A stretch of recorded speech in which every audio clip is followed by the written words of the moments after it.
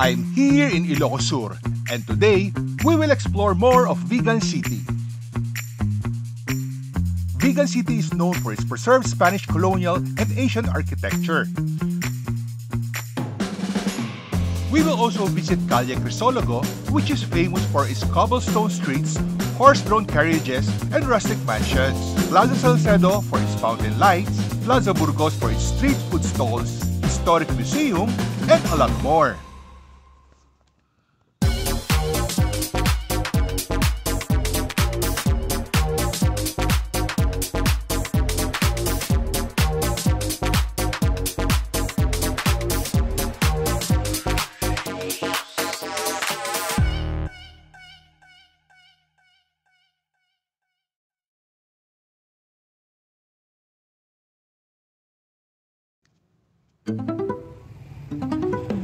So nandito na tayo sa Vigan City!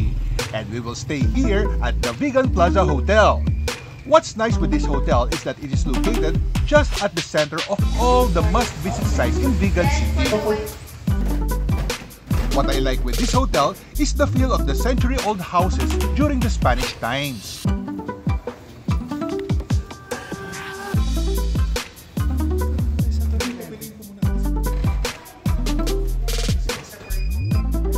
After checking in and organizing our things, we will have our dinner as we explore the street food stalls along Plaza Burgos. For sure, mapapasabak na naman tayo ng kainan nito. Ang ganda talaga dito sa hotel na ito. Feeling ko, isa akong ilustrado.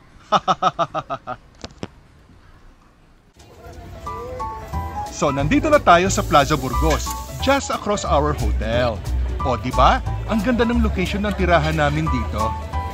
Guys, promise, bababaliw kayo sa dami ng food choices dito. Hindi ko alam kung anong kakainin ko.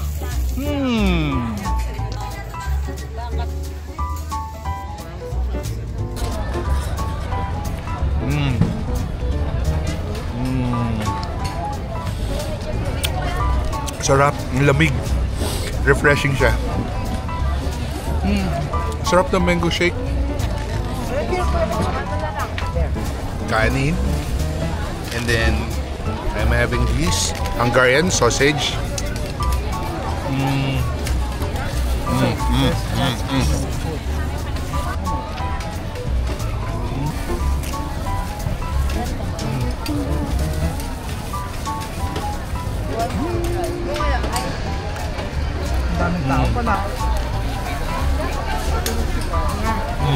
Ang daming food choices dito. Open sila from 3 p.m. until 11 p.m. Barbecue.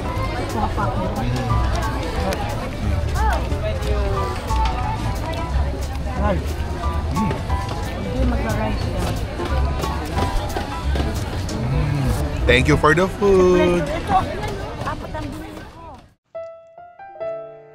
After kumain, ay maglalakad naman kami sa Calle Crisologo, which is also located just beside our hotel.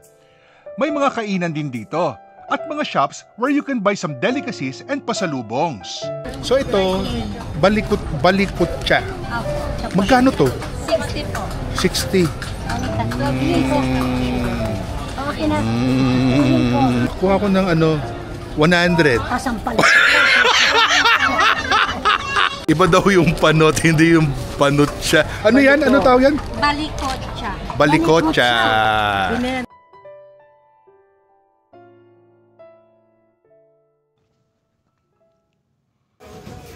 Guys, hindi pa tayo tapos sa ating kainan. Siyempre, hindi natin palalampasin ang vegan empanada. Amas ang pagkain ng vegan empanada dito. So, subukan natin kanilang vegan empanada. 50 pesos daw ang isa. Finally, nakaraos din. Nakakuha rin kami ng empanada. Vegan empanada.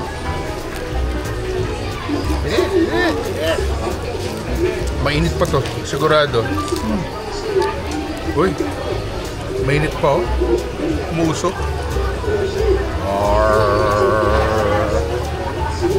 Kaya to?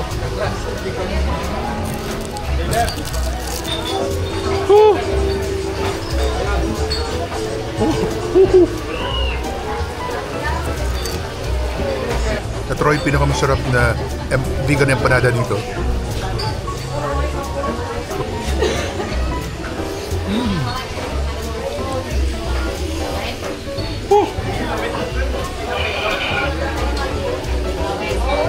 For 50 pesos only here at Vegan Plaza.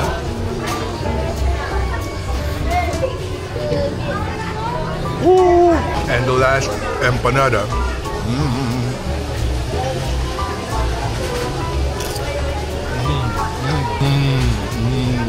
Ay, eto, nakakain din. Sa wakas, natapos ko rin kainin yung empanada, vegan empanada. Pinagpawisan ako doon at ang init sa loob, but worth it. Ay. So, sleeping time na muna tayo after a long day trip. Good night!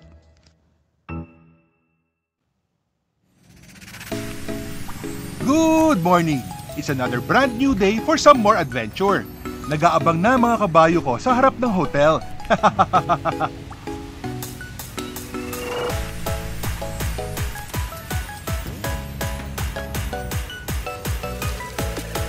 Pero syempre, kakain muna tayo ng ating breakfast.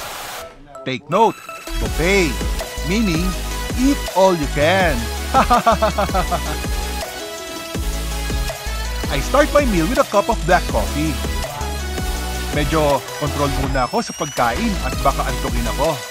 Madami pa naman tayong kakainin, pupuntahan na lugar for today. Leona Florentino.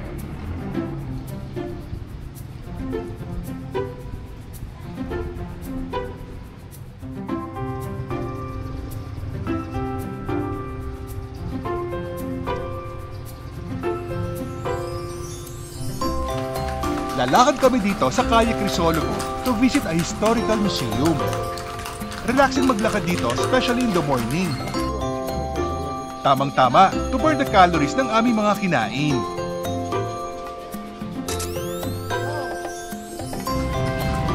So, nandito na kami sa Crisologo Museum. Crisologo Museum is the former residence of politician Floro Crisologo. This is dedicated to the Crisologo family with lots of interesting artifacts. Madami kayong matututunan in history when you visit this place. You got to see old things which led to some things that we have today.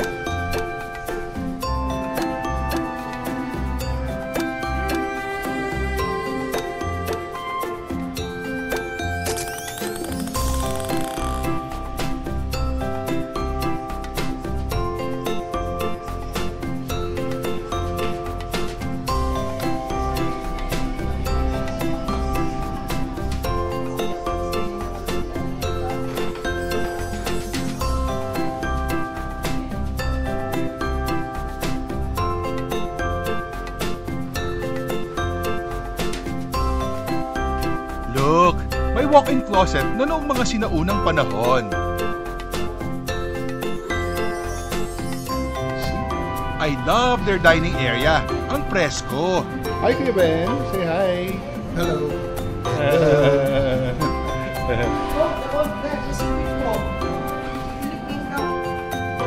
Ang kitchen area.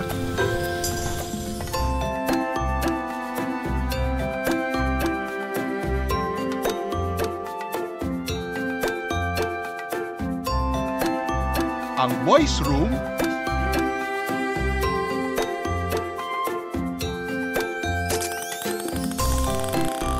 Very spacious ang kanilang living room, which is located at the second floor.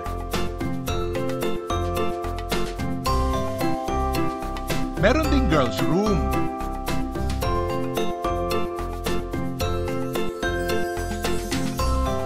And of course, the master's bedroom.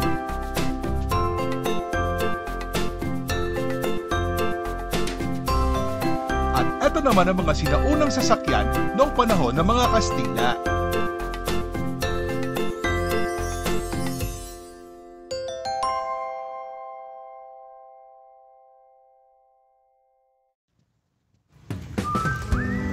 Going back to our hotel, sasakay naman kami ng kalesa to get the feel of the old times. ang linis ng kalye in spite of these horses traversing Calle Crisologo. So, nakasakay na kami dito sa Kalesa. Meron silang disiplina to preserve the place.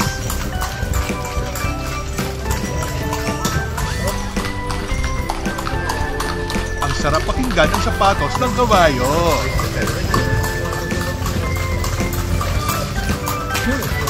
Yeah.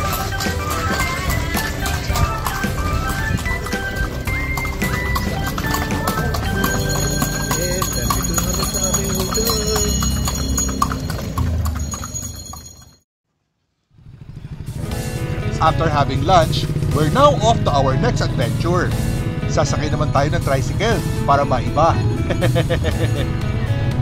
Guys, medyo siksik ako sa laki ko sa likod ni Manong dito sa kanyang tricycle.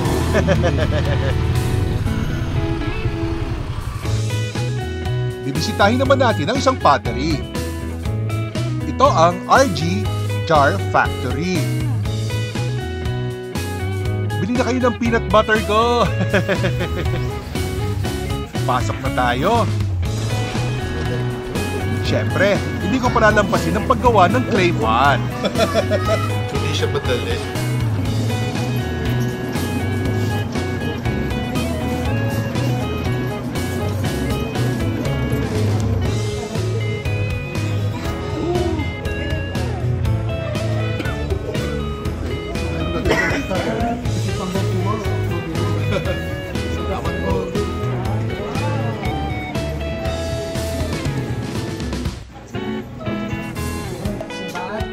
Marami sila ditong produkto na gamit ang clay. May mga pots, bricks, and a lot more. So this is the oven. This is where they cook the pots na mga ginawa. Pati mga ginawa ko. Mga ginawa ko, isa lang. So, this is where they cook the pots.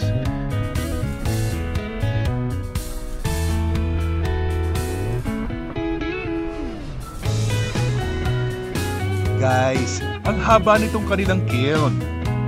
Dito nila niluluto to dry all the clay products that they make. It can fit 4,000 to 5,000 pieces of clay products in this furnace. They cook it for about 17 hours, which they do once a month.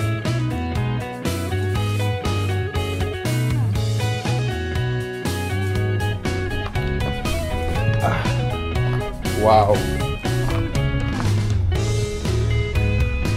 Dito tayo sa kabilang dulo. Doon. Yeah. Hindi ako kasya dito, hindi ko kakayanin. Hindi. Actually, kasya ako dito, but I don't know. Masyadong malayo na to. Wow! Amazing!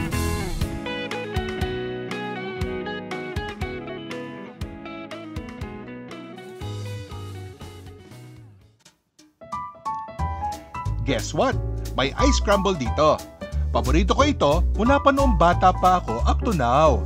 Hindi ko pinalalampas ang pagkakataon sa tuwing makakakita ko ng ice scramble. Yummy! Sarap!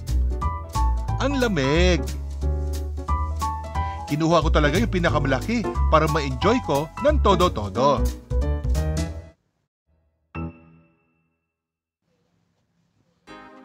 Nandito naman tayo sa Plaza Salcedo, just a few minute walk from our hotel for the Fountain Light Show.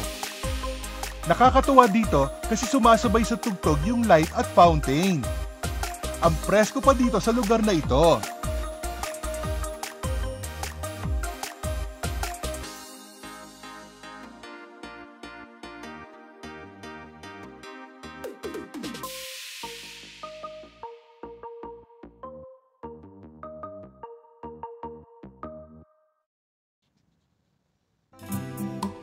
Next is pupunta naman tayo sa Baluarte Zoo. Welcome to Baluarte!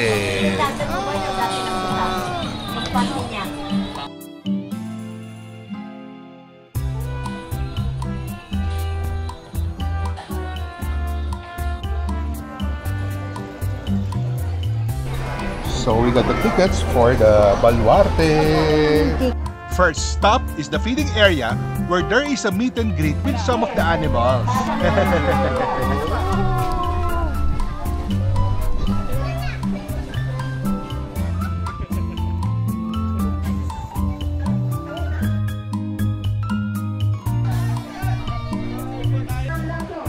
Then sasakay naman tayo ng shuttle to go to the Safari Gallery.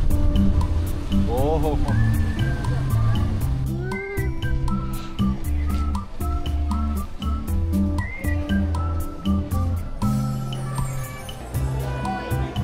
Here, you will find some of the preserved animals that were hunted down.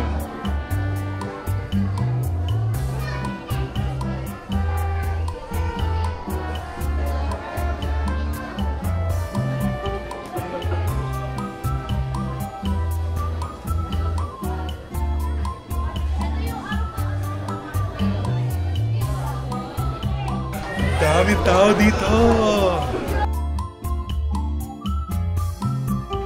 Next is the Crocodile Park. Madami sigurong buhaya dito.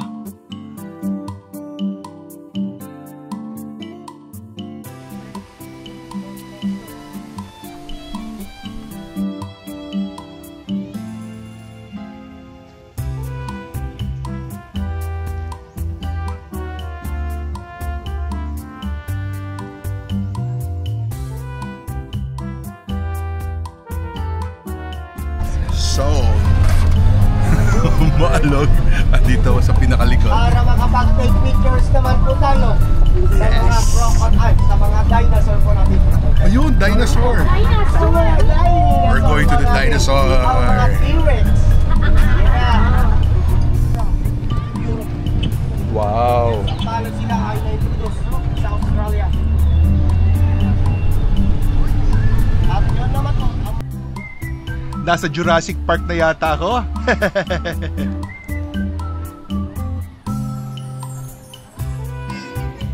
Meron silang bearcat,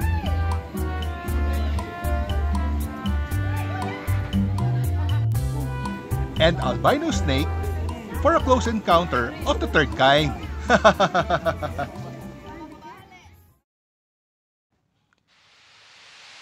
So before leaving Ilocos Sur, dumaan kami ng Bantay Bell Tower sa Municipality of Bantay.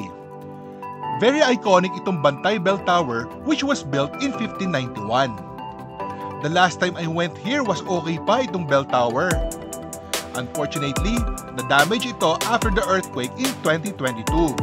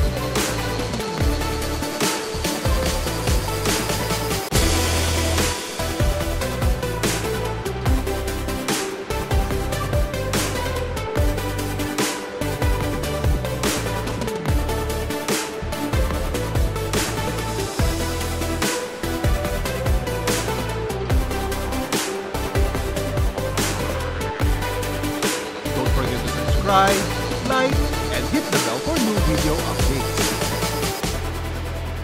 Thanks for watching!